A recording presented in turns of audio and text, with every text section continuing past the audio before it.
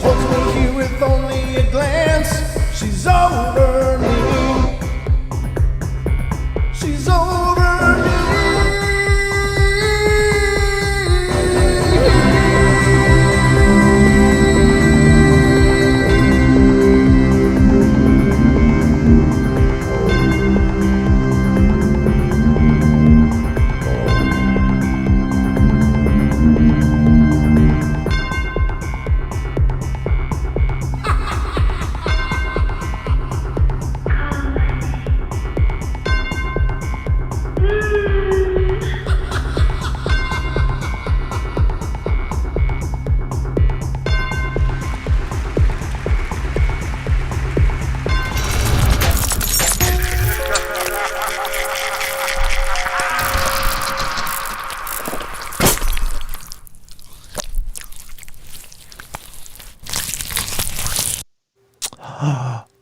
Oh my God, we're back.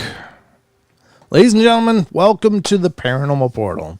And I hope you guys are having a great week. It's past the hump day, but I was trying my best to do a hump day show for you guys, but it just didn't work all that well. I was just having a nasty headache, and I was like, ugh.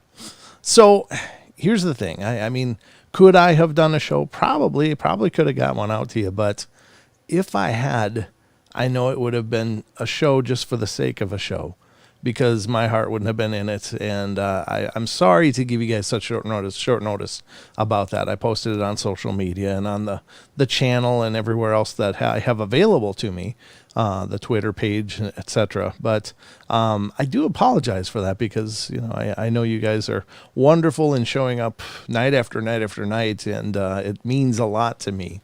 So I always, if I'm not going to be able to do a show, I try to give you as much notice as I can. But I was just, as the day was going on, it was just getting worse and worse. And Don was actually here.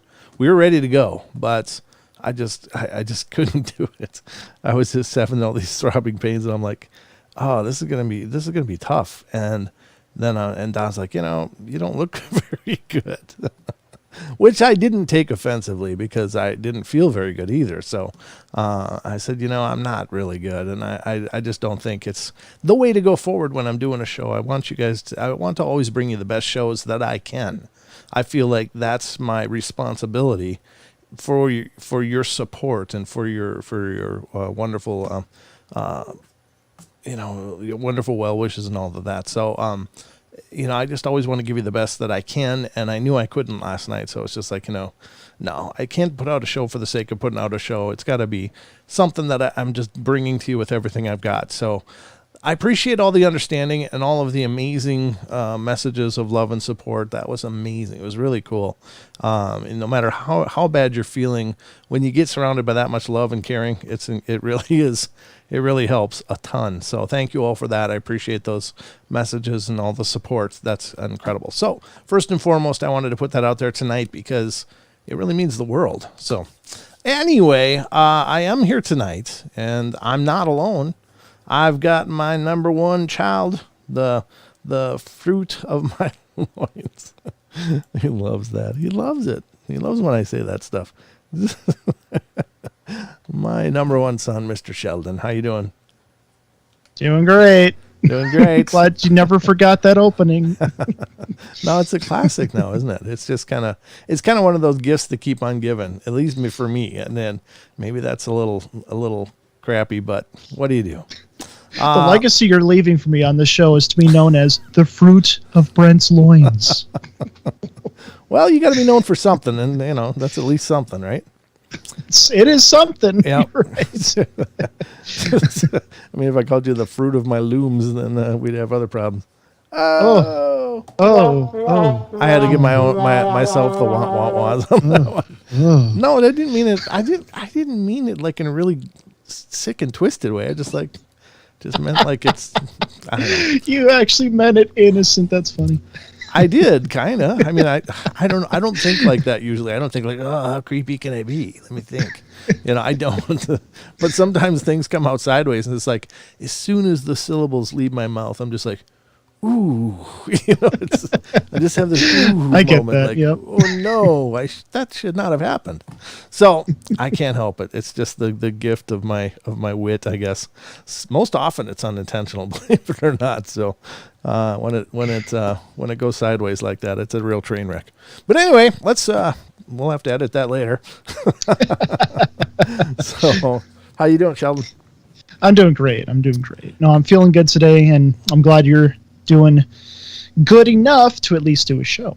Good enough. Yeah, Yeah. I'm doing much better. It was pretty miserable last night, but today was much better, and it was Good. all. I think it was all the love. All the love made me feel so much better. It's like, Oh, yeah. oh, So anyway, here we are. We're going to do strange phenomena tonight, ladies and gentlemen. We got some cool stories coming up. I think you're going to enjoy. And Sheldon dug up a really cool trail cam terrace that we're going to go over tonight, and it's actually trail cam photos, which is true to the namesake, which I haven't been able to do much of lately because I can't find them. But he found one that I had never seen before, so that one's going to be fun to go over. And we've got some articles, like one is the Pythagorean theory. Pythagorean theory. I think that's Pythagorean. Pythagorean theory. I can't say it now. Yeah. Okay. Well, anyway, that was actually discovered on an ancient piece of ceramic or like a tile etched into a tile 1,000 years earlier than the Greeks were an empire. So even before Really? Pythagoras. So Pythagoras, however you say his name. Yeah. So that's kind of cool. I found that. I was like, ooh, that sounds kind of cool. And then the big news going around is about this family that went missing and were found. It was a husband and wife and their young child, like a year-old child, and they were missing and were found, and unfortunately not alive. And the crazy part is what we'll go into when we get to that. And there's a few other good stories. So what do you think, Sheldon? Are you ready to dive into this? Always, and I'm excited. Always, and he's excited, ladies and gentlemen. So before we do that, remember the phone lines are open if you want to call in and be a part of the show. I will do my best to keep an eye on that. So the number is 720-923-0500. 720-923-0500. Those are the numbers for fun here on the portal, and we'll get to it. And if you call, I will try to answer. But other than that, all I can tell you is I hope you're ready, because it's time for bed.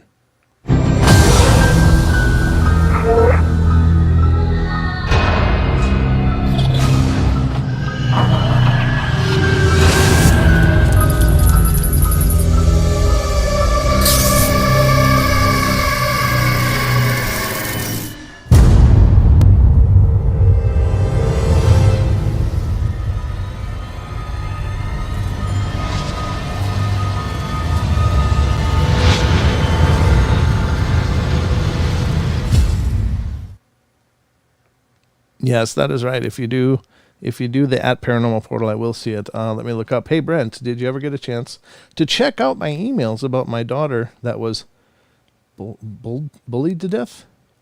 Good God. I don't know. I mean, I'm still not that clear in my head. I'm sure I did, and it will be something that I'm going to reach out to you about if I haven't already. I'm sorry if I haven't.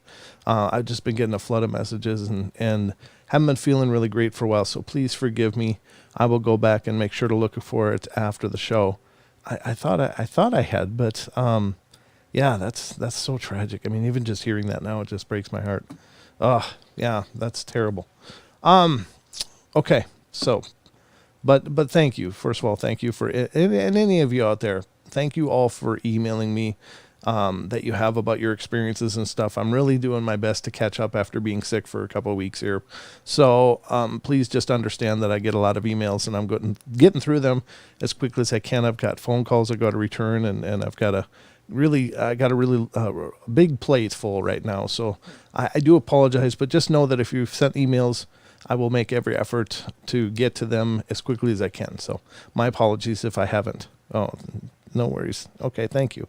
I appreciate the understanding because it's, in a lot of ways, there's a lot of this that I, have to go many different directions for each show. And so I get pretty scattered, and I do get forgetful. And if that's the case, I am sorry. It's never intentional. It's just that I'm just doing my best to keep up. So anyway, I can't wait till I can hire staff, Sheldon. That'll be good. I'm one. You're working for free, which is great. So does Don for the most part when he's here on YouTube. But you know, we do the podcast stuff together. Don produces those. So anyway, all right. But yeah, I mean, you'll definitely be on that the top of the list, Sheldon. Just for the record. All right. All right. So whenever that can happen.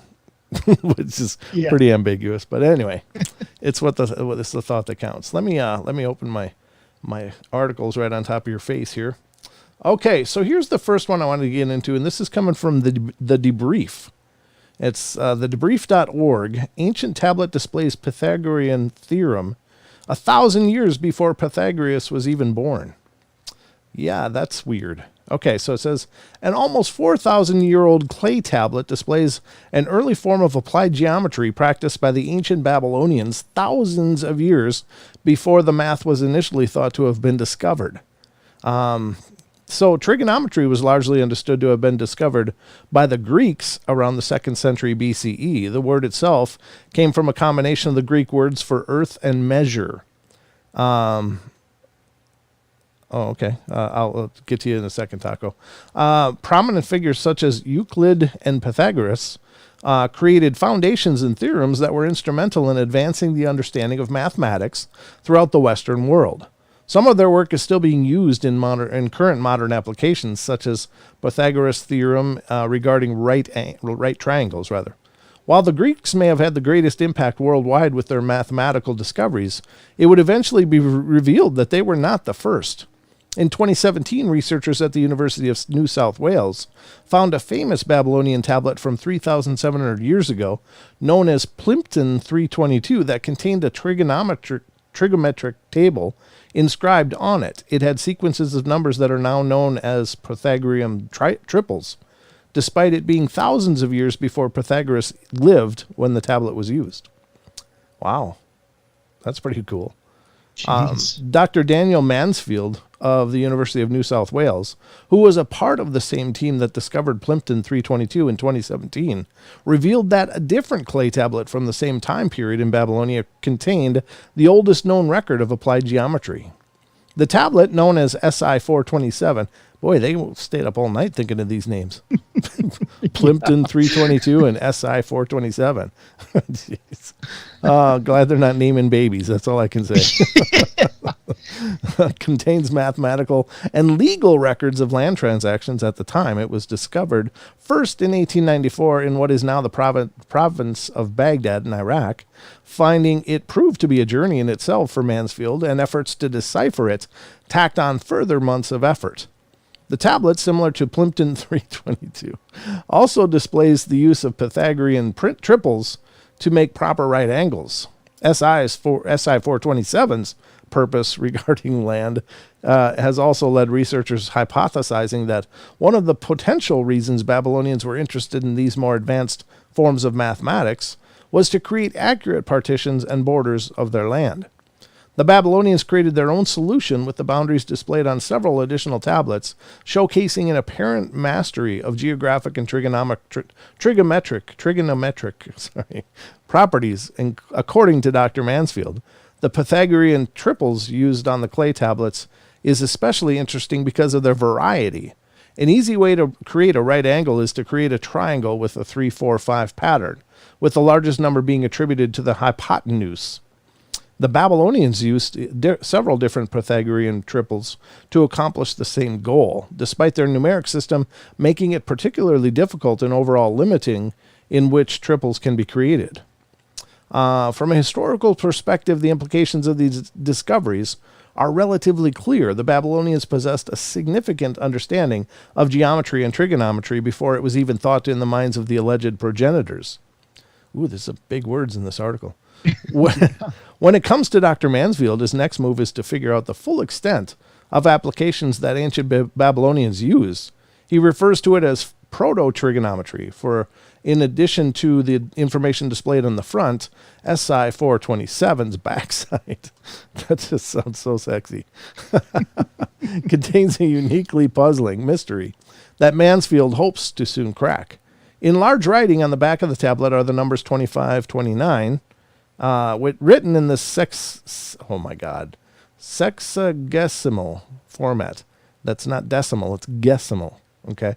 No one currently knows what these numbers mean or even what they could potentially be referring to or measuring. However, Mansfield has stated he would like to work with other historians and mathematicians to develop theories as to what they may be. Now, here's the thing I find interesting, and I'm going to put it up on screen here. So we're going to look at this picture for a second. Can you imagine some farmer going through a field and kicking up a rock looking like this? What do you think's going to happen? It's probably going to get used as in a wall somewhere or something like that. It's like, what in the hell are they doing on this rock? It's like, what is that? The Flintstone ledger for Mr. Slate or whatever. I don't know. It's like all these these scratchings, and how somebody looked at this and went, that's a language. I'm just impressed as hell by that because, I would think, well, that's really strange. What the hell were they doing on this?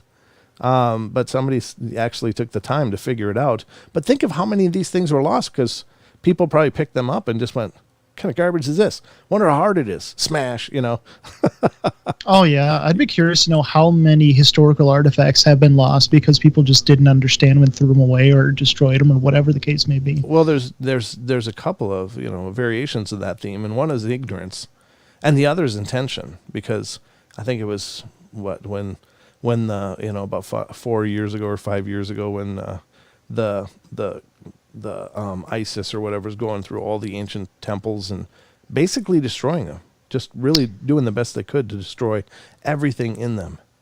And it's just like, why? Regardless of what they think, it's a piece of history, and it's a piece of a history of a people that were, a big part in creating the world that we now live in. And so there's not like there's duplicates of that stuff laying around other places. Those were one of a kind pieces because they were all handmade, And so, what stories were destroyed, and I'm sure most of it's been photographed and cataloged many times over now, but the actual pieces themselves being destroyed is just a heartbreaker. Yeah. So I don't know. I just think that's fascinating that they went, hey, I think this is a language. Let's figure it out. To me, that is just so awesome. And what an amazing thing to do, to crack that code and understand, because first of all, these are scratchings that represent words that nobody uses anymore. So it's not like they just figured, oh, that's cat, that's a CAT. Well, no, they don't have the word cat. So, not only are they deciphering, they're deciphering a dead language and making it, renewing it, revitalizing it again. And I think that that's a hell of an achievement. My hat's off to those people that are doing that and have done it. You know what I mean? Yeah, what a great summer project.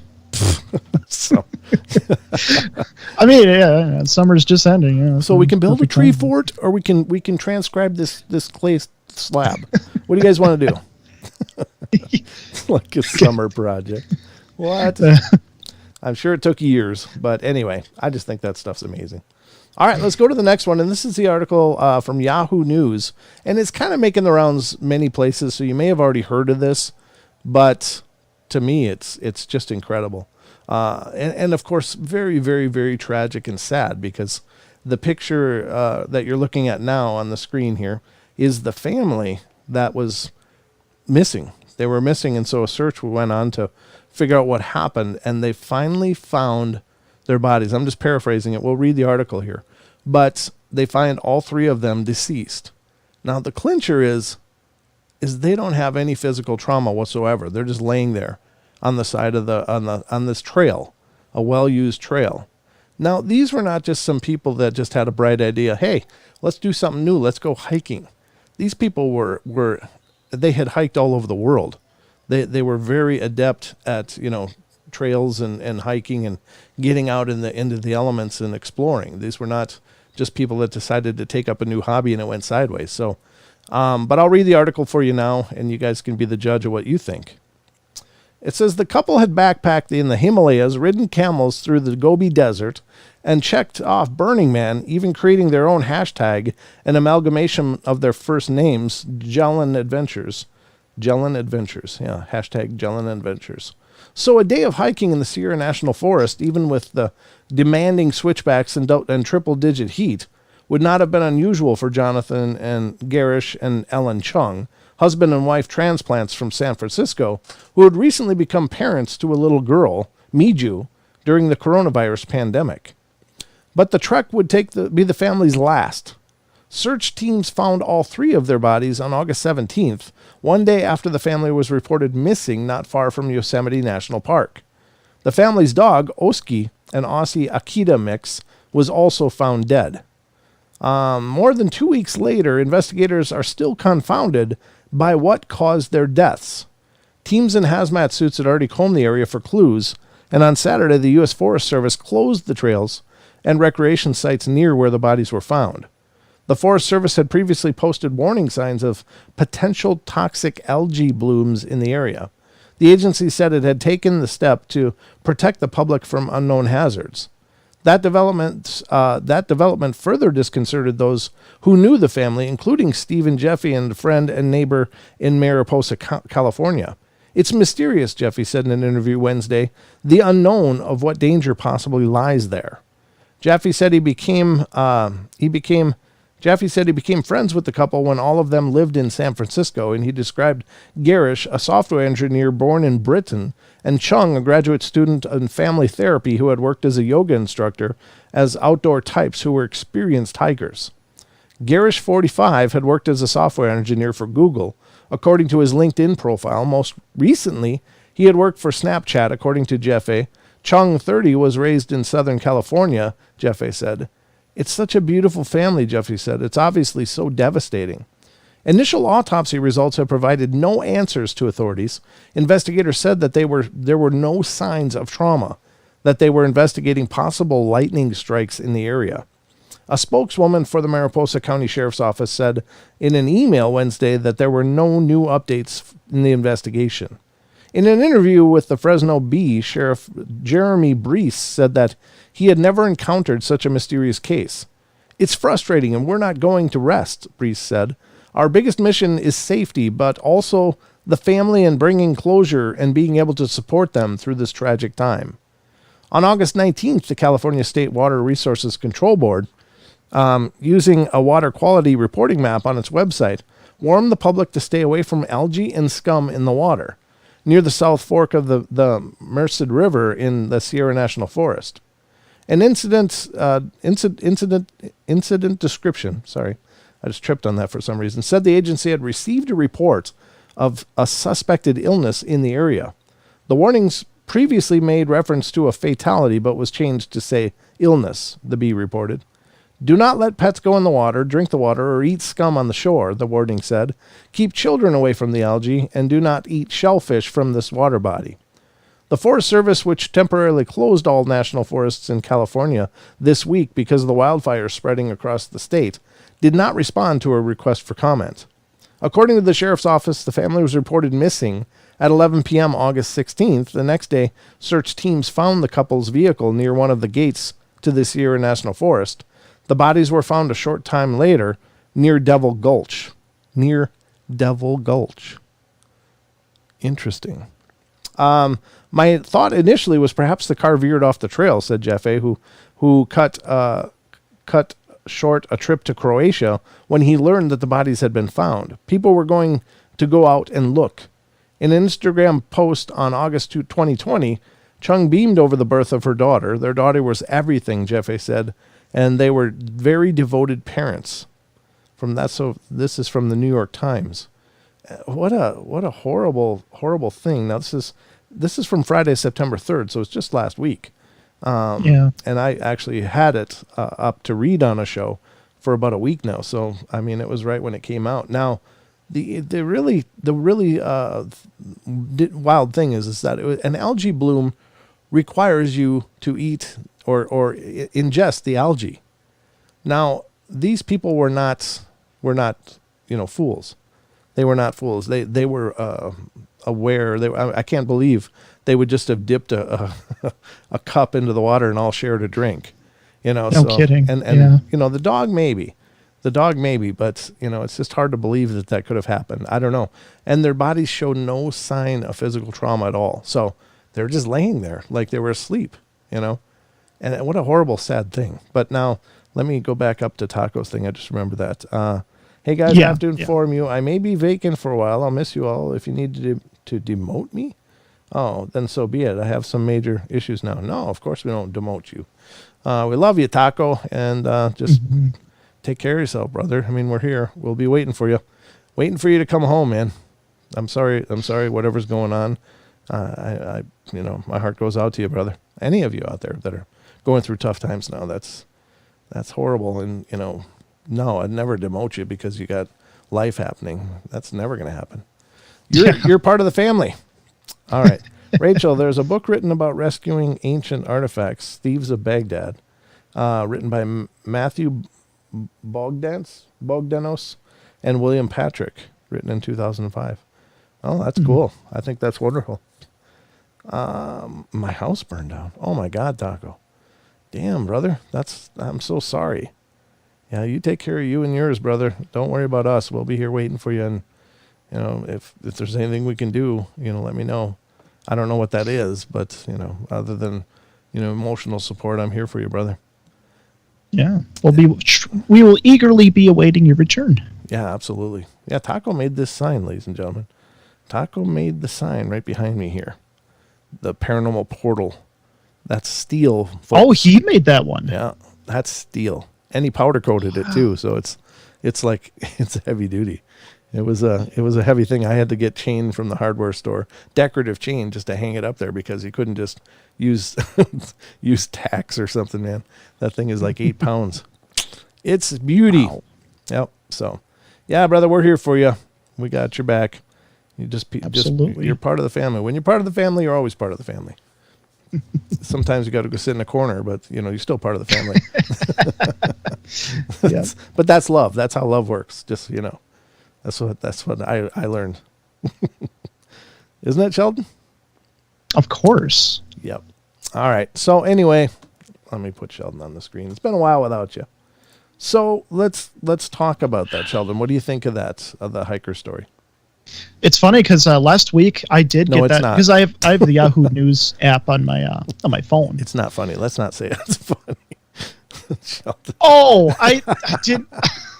It's just like you were saying earlier. When the words come out. I didn't. No, but I did get the I got that news on my phone because I do have Yahoo News on my phone, and I get notifications whenever something happens, I guess. Sure. And I saw that, and my first thought was, because they've been all over the world. It's not like these are, I read the article. These aren't novices, or these aren't like rookies just going out and doing it. They've been all over the world, and I thought that was weird. I'm like, I wonder if that's something paranormal or.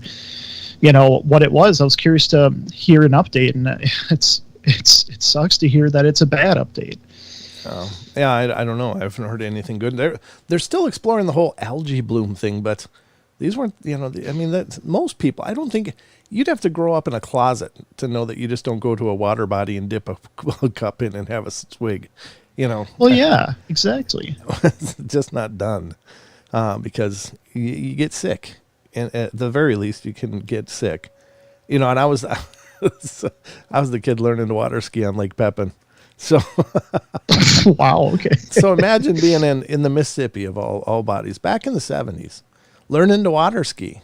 You get dragged behind a boat. Like when you don't know how, you're dragging. You're like a fishing lure for a while, and you just I can't tell you how many gallons of that water I drank.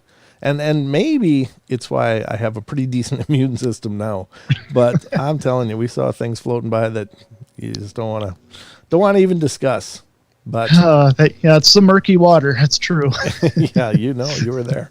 But it's just a part of growing up. But I mean, I knew not to try to drink it, even though I ended up drinking it, but that was because I wanted to learn to water ski.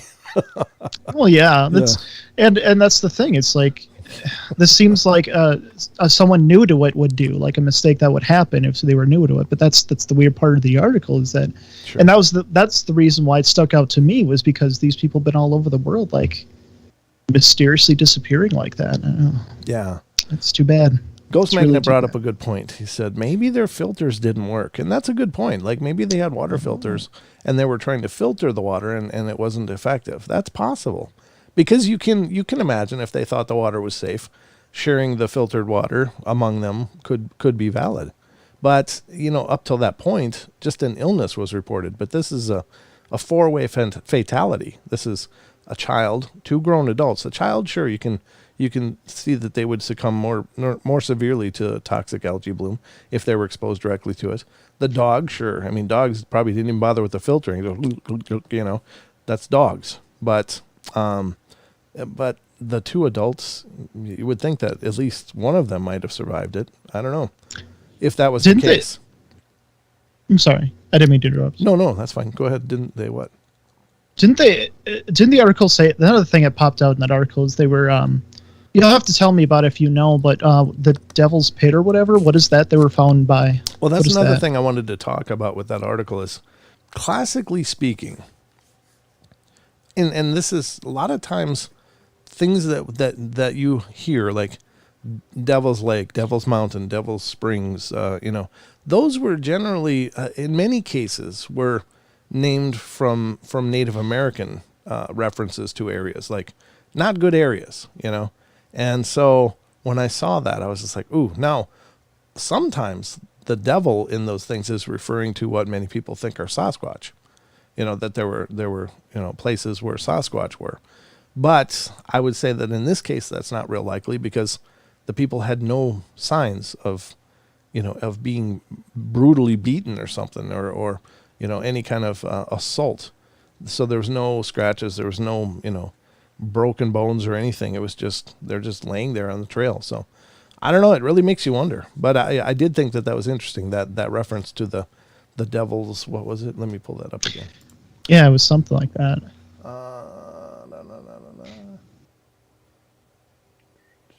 Now I'm never going to find it. I don't know. No. Somebody's better at scanning this than me. Or if you remember in the chat, let me know. I'm trying to remember. Isn't it near the bottom or something like that? I thought so. Merced River, LG and Scum incident.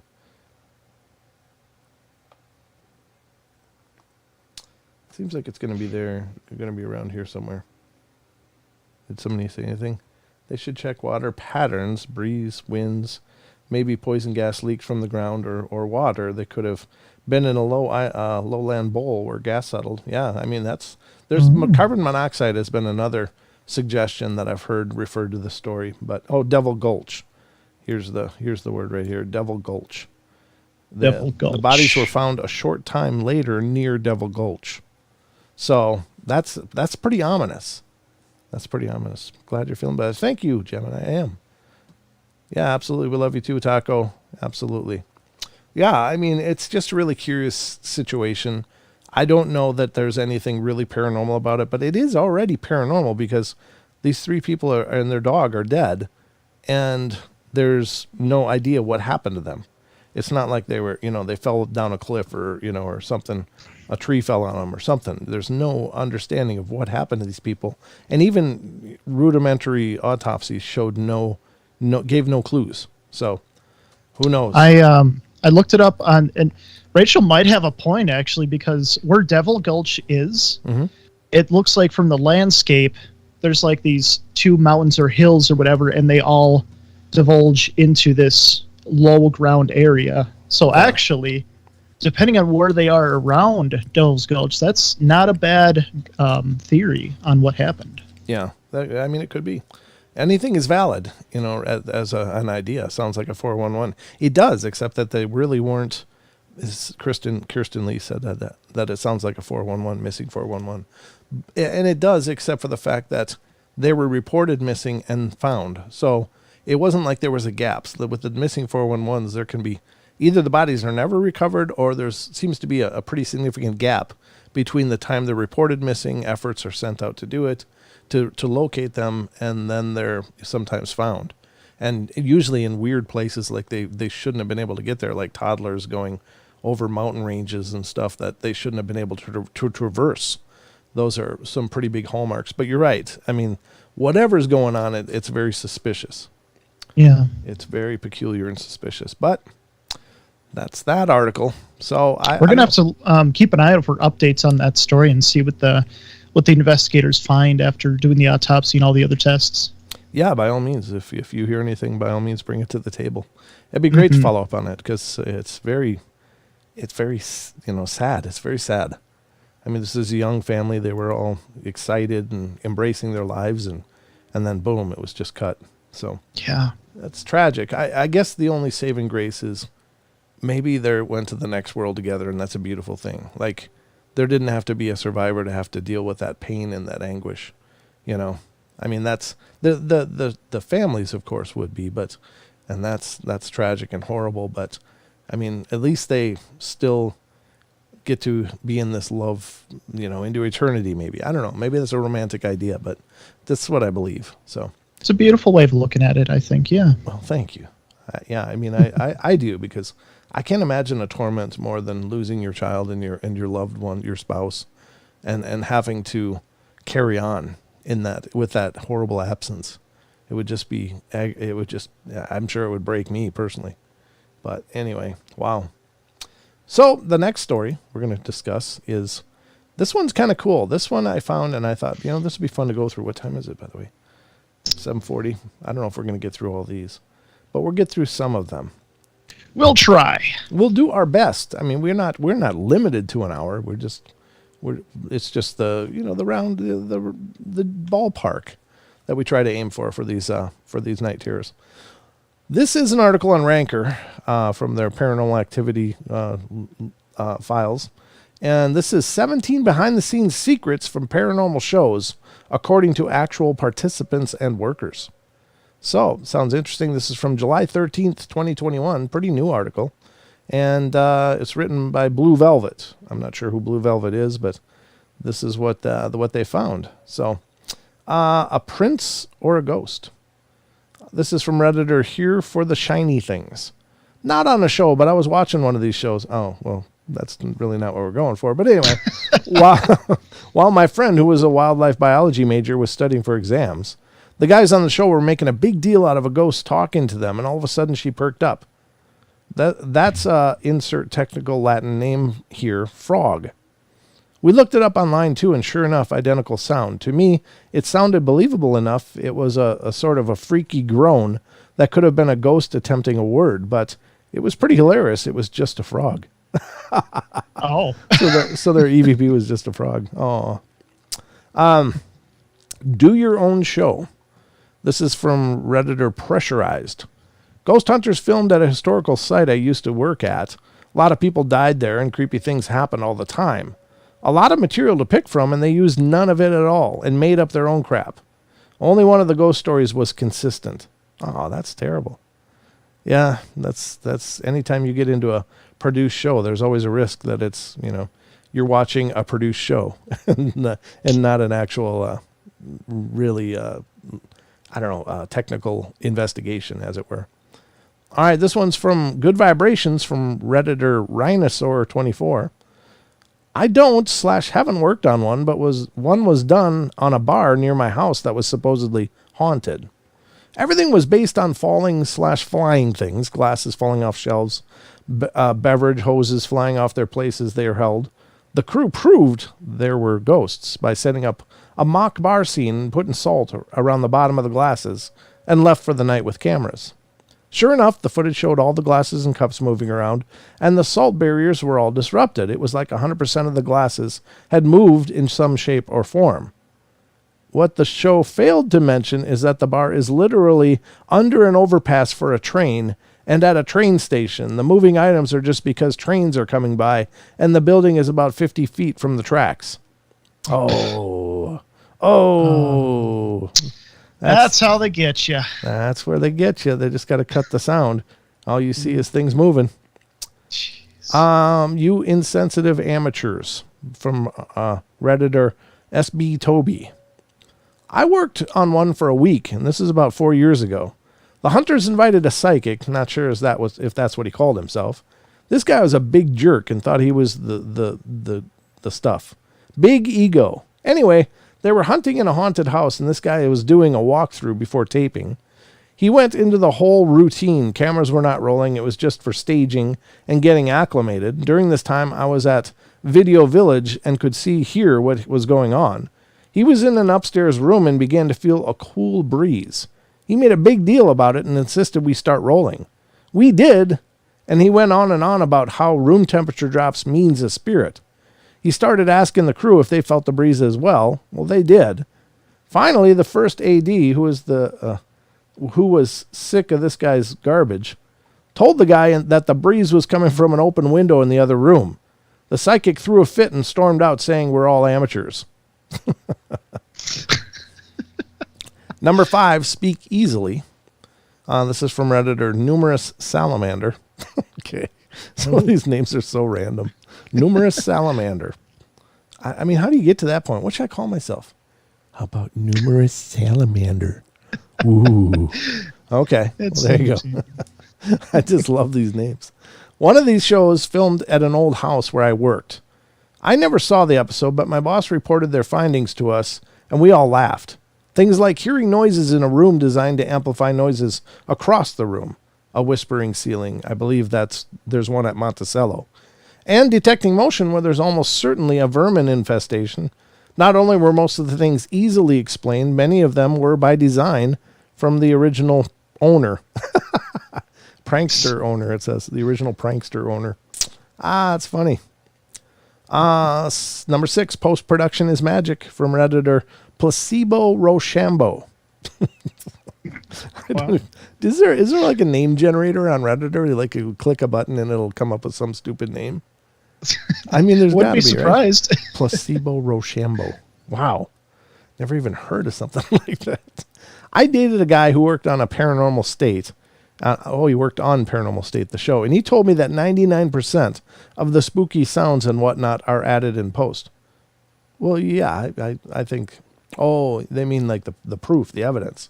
That's probably true. That wouldn't surprise me a whole lot. Now, there is, of course, the phenomenon where you hear something and it doesn't record. That's really well documented, and it's not uncommon. So I can see the desire to make it more tangible for the viewers. So you add a sound. I don't know if it's as nefarious as this is making it sound, but maybe it is. Maybe sometimes it's just a miking issue. Like, God, it didn't really pick up that sound, but it sounded like this. Okay, we'll just put it in post, Microphones are great, and they're really wonderful, but just check this out.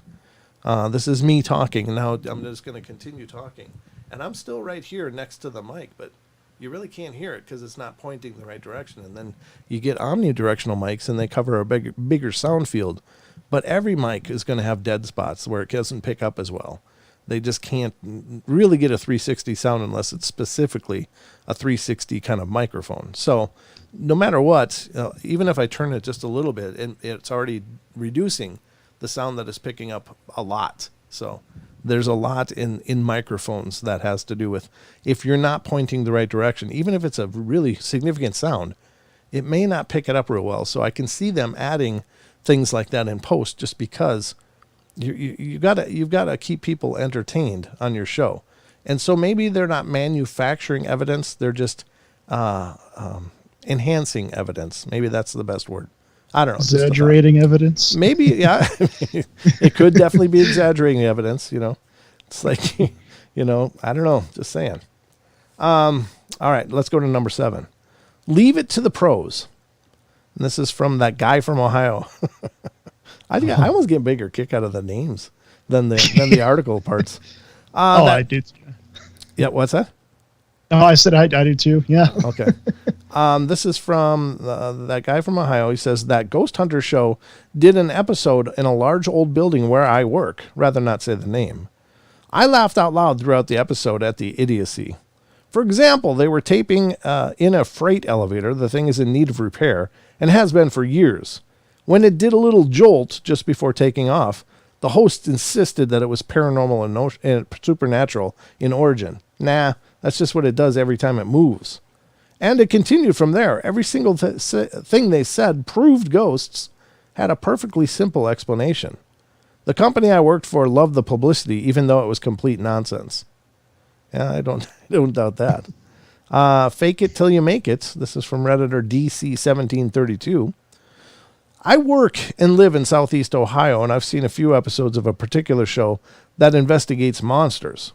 It shows the team going in all kinds of different counties and places. The actual footage is normally recorded in a 25-mile radius. There's lots of oil tanks in the episode. They mark the county and the township for the safety emergency ID tags. So a well-trained eye can see that most of the footage is shot in the same area of Southeast Ohio. Okay. I don't know. Okay. Oh, he's saying on all the shows. Okay, he says he watched a few episodes. Most of their stuff is recorded in a 25-mile radius. I got you now. I was missing that. What were you going to say? Just going back on comments that I missed from earlier. Brooks said that they said there was mines near there. They were looking to gas possibility. Yep. Having to do with the family. Okay. Then Ghost Magnet says, I went on a ghost tour in Portland, and they talked about how Zach Baggins squatted down to make the place seem like a tunnel, and it was just a basement of a hotel. Oh. Wow. Oh, no. That's funny. Rachel says they're sweetening the spooky. Yeah, they are with those post edits. Yeah, for sure. And you know they've got to do that, because here's the thing with ghost investigating. 99% of the time you're just waiting for something to happen. And if you leave after 8 hours with a whisper, that's a good night. That's a successful night. So, I mean, most investigations are absolutely pretty much, other than maybe getting weird vibes and kind of freaked out, they're pretty much uneventful. And so when you do actually get evidence, and it's solid evidence, then you really got something. But it doesn't happen often. So they've got to make things happen because they have people watching the show. Who's going to watch a show for long if somebody's sitting in a corner with a recorder just waiting for something to happen? They've got to do things. So it doesn't, it's no surprise at all, I think, to anybody that they do sweeten the spooky, as Rachel said. Number 9, Selling the Drama. This is by Morally Thari. Oh, Morally Thari. Is that a play on words or something, or is it just weird? Okay. Maybe it is. Morally sorry? Morally Thari. Thari. Well, yeah, like Thari. Oh. Like Thari, Okay. I don't know. Wow. Okay. I'm sorry I asked you. Thank you.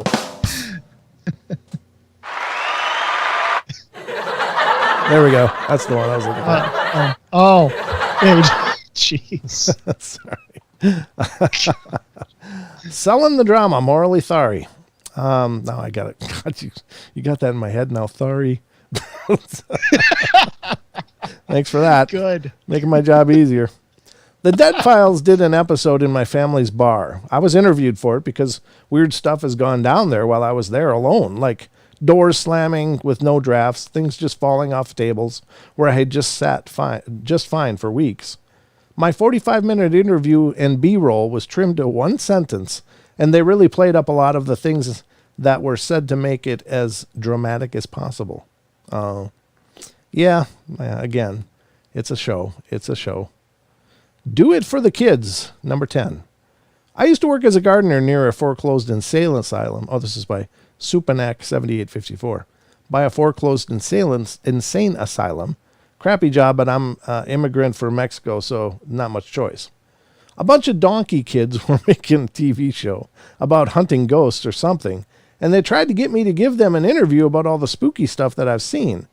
I told them I've seen nothing and suggested they take off. That's not what it says, but that's what I'm saying. They then gave me $20 and I did them an interview saying that I've seen a ghost. Last I heard of them, they were to spend the night inside, but I don't know what happened to them, although I did hear the footage was released. Huh. Doesn't surprise me. Again, put it on Matt's tab. This is by Starting Early. I hope this fits here. I used to work for a company that had a few different properties and buildings. One of the properties did not get much business, so it was usually just manned by a receptionist. The usual receptionist was this older, eccentric gal who would also smoke a lot of weed on the job, probably due to the boredom and isolation of being there. On numerous occasions, she would tell me about how she was 100% convinced that a ghost lived in the building. She even named him Matt or something. Anyway, she got the bright idea to call up a ghost hunter show and invite them up to film, which they jumped at. Mind you, she did not ask management for permission. Oh, no. Everything was agreed to, but on the date they were set to show up, for whatever reason, she flaked out and stood them up.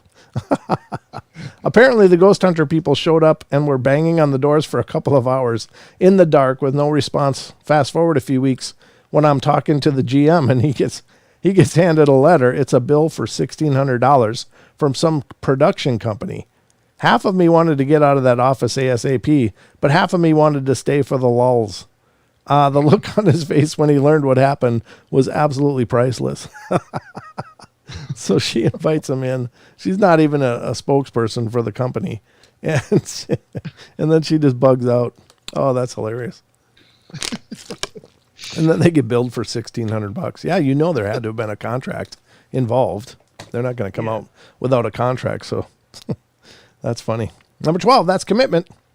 From Redditor Johan McDougall. Ah, that's not so funny. That's a name. I did a tour in the Portland-Shanghai tunnels, and our host told us that one ghost show put dirt on the floor and squeezed against the brick walls. What? Show put dirt on the floor and squeezed against the brick walls of a completely opened, unfinished basement to give the illusion of narrow, decrepit tunnels. Oh. Wow, I guess that's been done. I guess it's been done. But these other dimensional footsteps, go ahead. Ghost Magnet says, on that same tour, they gave us K2 EMF meters, and mine was the only one that was going off all the way to the red. People came to stand by me, but their meters didn't light up. Really? Wow. Wow. That is weird. That is very weird. Yeah, Yeah, maybe. Yeah, Brooke says magnetic personality. Maybe. Hi, Seven Pearls. How you doing? Thanks for coming in. All right. Number 13, but these are other dimensional footsteps. From Redditor, happier than I was. Well, that's good. I lived and worked in a mansion. Two ghost hunter YouTubers had paid to shoot a video inside. We all still had to work, so they put the video out and we were like, do you hear that? Footsteps. We were all like, yeah, because we were all walking about. Oh, that's funny. That's funny. So they're milking it. That's really kind of creepy. That's disingenuous as hell, because they're acting like they're in lockdown, like they got the whole building, and the people were so there was just creative filming where, is there an area nobody's going to be in for a while? We'll film in here first, and then acting like the noises of the staff were spectral noises. Wow, that's creepy. I wish they would name these shows though too, because it's like I want to know who's doing this. Maybe they all are. I don't know. Quoting Beyonce, resentment. From Not Here for 1T. I don't know what that means. For it. Maybe it's just a special way to say for it. Okay. I need to dig around to find it when I'm not at work, but Brandy, one of the regular investigators and ghost hunters, had a lot of thoughts she shared freely after leaving the show.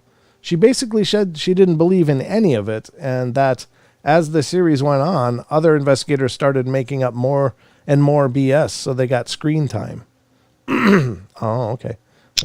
Which one? Which one was Brandy on? That sounds familiar, but I can't think of it right now.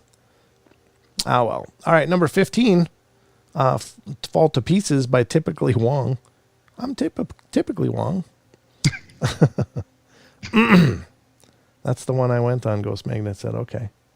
It's important, Android says, it's important to take some of these with a grain of salt. Yeah, that's for sure. Yeah, they'll trash each other's shows. Oh, okay, sure. Could be.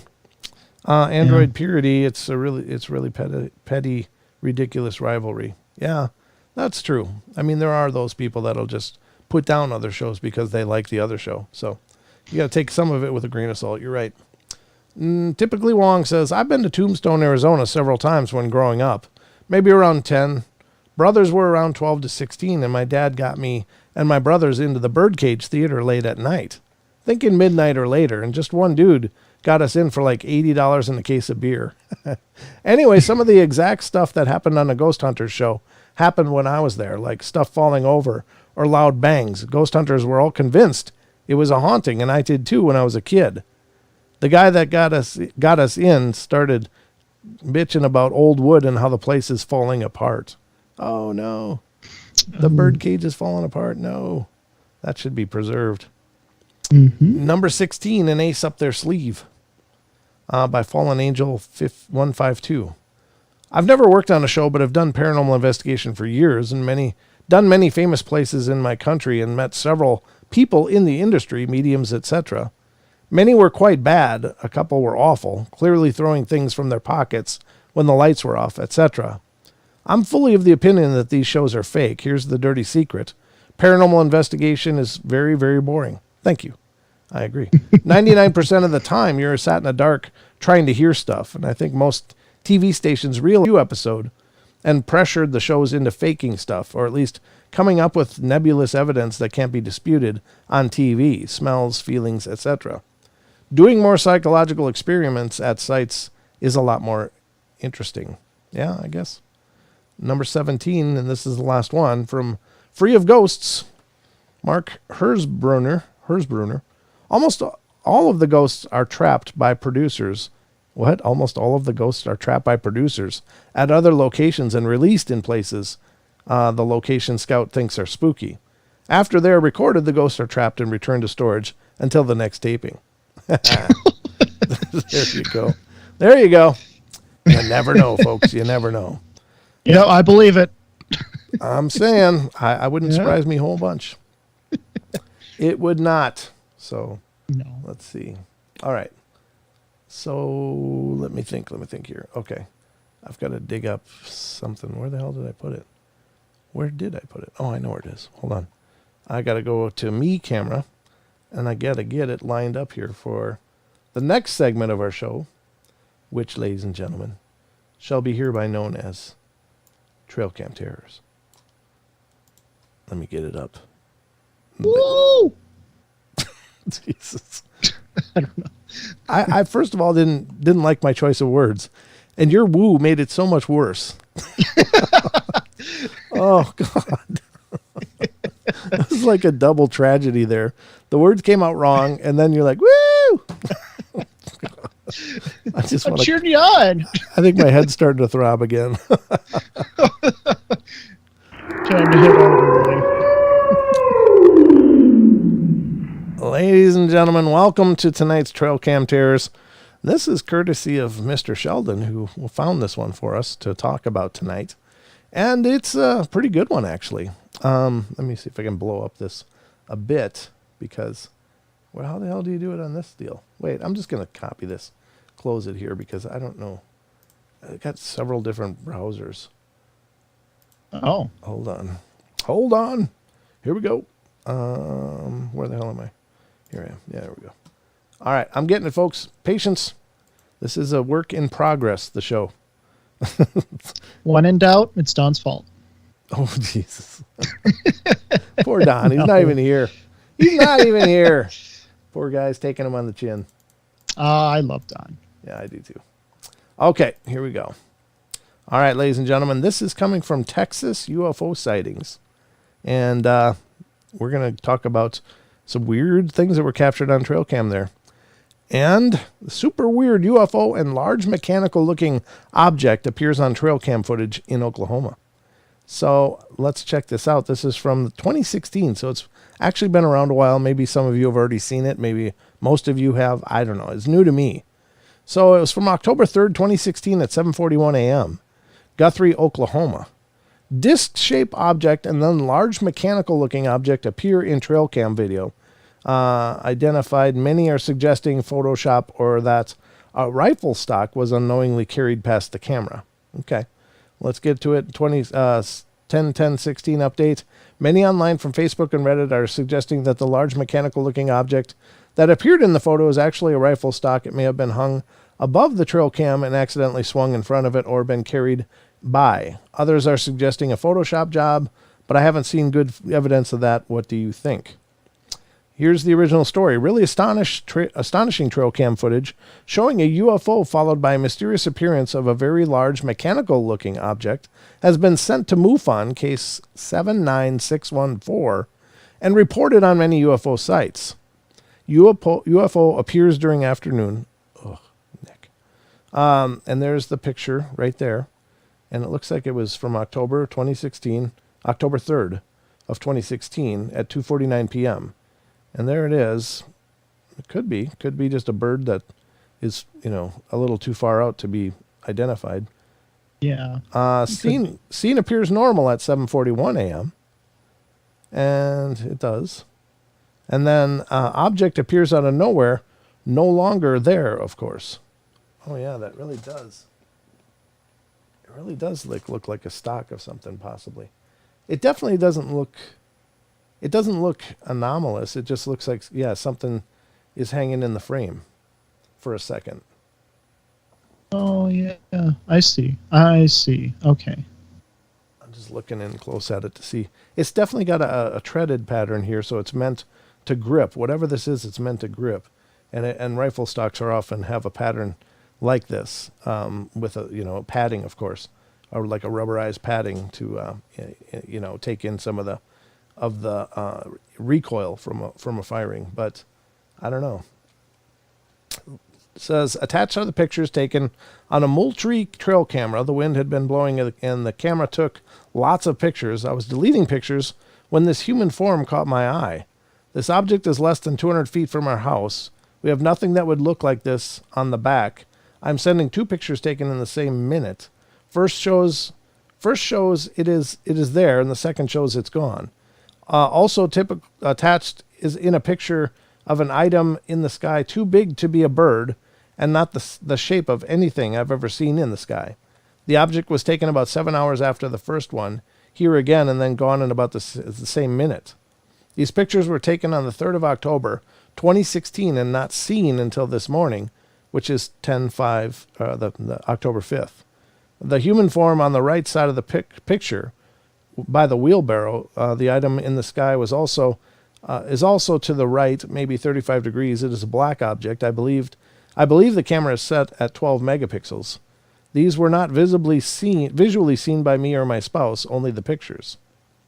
Okay, so where's the human object by the wheelbarrow? Is that what he's saying this is? I think he's saying that's what the third picture is. Okay. So this one was nothing. Okay. I don't see the human-ish part of it. Well, that's I was what more wonder. interested in the is he first saying picture. This is kind of an arm and this might be a leg? Is that what he's implying with this? I don't know. Oh, I see what he could. Okay. Yeah. I see what he might be seeing. Okay. I'm just trying to guess because I'm not sure. No, I'm kind of curious. There is I'll bet you it is a rifle stock because look, there's this little protrusion here coming off right there. And that looks like where a strap would be, some kind of strap that could be used on a gun. So I think that people are probably right about that. Yeah. At least it seems plausible to me. Very plausible because I was trying to see what this was, and that's why I went up to this frame. And there's nothing there that would be in the background. So whatever it is, I don't know.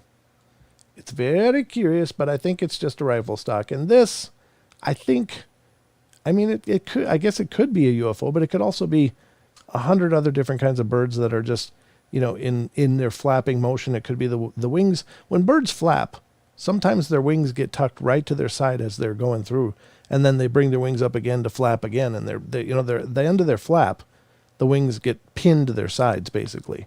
So. Oh yeah, that's true. I see. Yep. Okay. Yep. So there you go, folks. I don't know.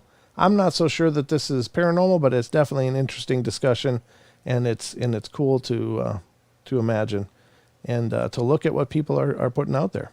And I don't blame this guy for thinking maybe he really caught something bizarre. It is strange, but I think it's very plausible that it's just normal stuff, and it's just north of Oklahoma City. There, you can see on the map. So, cool.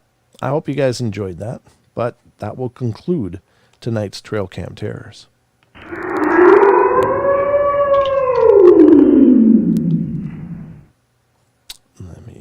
Let me put it down here. Let me put that down here. Let me put you back up. I'm slow on my producing Transition? here. Producing transitions or whatever. Yeah, sorry. But All the above. yeah. So all right. So anyway, Hazel, just the email address. If somebody wants to be a guest on the show, just have them email at paranormalportalradio@gmail.com. And I'll look at it and I'll try to reach out to them and see what they got to say. And if it's groovy, by all means, we'll talk to them. Yes. But anyway, folks, that's about all the gas I got in the tank tonight. I hope you guys enjoyed the journey. Sheldon, did you enjoy it? Absolutely. Absolutely. Good. Okay. Oh, Megan says, my parents have land in northern Wisconsin. I'm just waiting for them to catch something mysterious on their trail cam. Nice. Well, yeah, please send it forward if you do. That's awesome. Yeah, please do. I'd love submissions from you guys. That to me would be the coolest. But for now, we'll just find them where we can. But if any of you have caught weird pictures and wanna talk about them, that's fine. We can sort of look at them. If they look like they might indeed be paranormal, we will definitely showcase it on the show. So yeah, outstanding. We made it, Sheldon. We did it. Yep. So thank you all so much again for all of the understanding for yesterday's show. And thank you for all the love and kindness in the messages, everybody. I appreciate that so much. It's just really warms my heart and gives me purpose to power on. And it did. It really made me feel better this morning. I was like, I wasn't real great this morning, but it was much, much improved. And as the day went on, it got better. And now it's actually coming back a bit. But yeah, that's all right. We made it. That's what counts. So, Sheldon, anything in closing? Yes, Ghost Magnet is wondering what a good trail cam brand is, if you know at least. I mean, the Motries are really good. There's several brands out there, and I mean Bushnell makes them. Motrie is one of the more common names that I hear come up for trail cams. I have one. I have a trail cam, but I've tried it and never caught anything.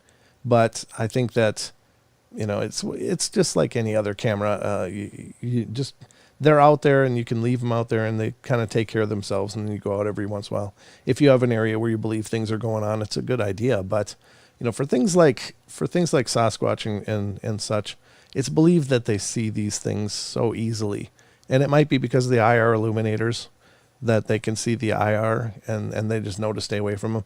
Maybe they smell them, maybe they sense them. I don't know, but there's lots of theories. Maybe they can hear them. Their, hearing might be tuned better to the sounds of electronics and they can tell where they are, but I don't know how it is, but they seem to always know they're there. And many people like Dean Harrison from Australia Yowie Research, he says, if you ever want to clear an area of Bigfoot or Yowies, put out trail cams. And there seems to be truth to that, because I'm not saying they can't be caught on camera, but I'm just saying they seem to be adept at not being caught. I've actually seen a trail cam picture of one walking away from where the trail cam is, and the trail cam's off to the side, and they catch the back of something that's it looks like a Sasquatch. It looks really impressive and huge. I'll try to find that and see if we can put it on the show. I saw somebody on Sasquatch Chronicles fans posted it on that site on Facebook, and so I'll find that again and put it on the show for you guys to see. I guess that'd be a good trail cam terror. So anyway, folks, that's all I got. Sheldon, did you want to talk about anything else before we closed? Absolutely. If some of the OGs, like some people have been here a long time, they're going to get so sick of this spiel.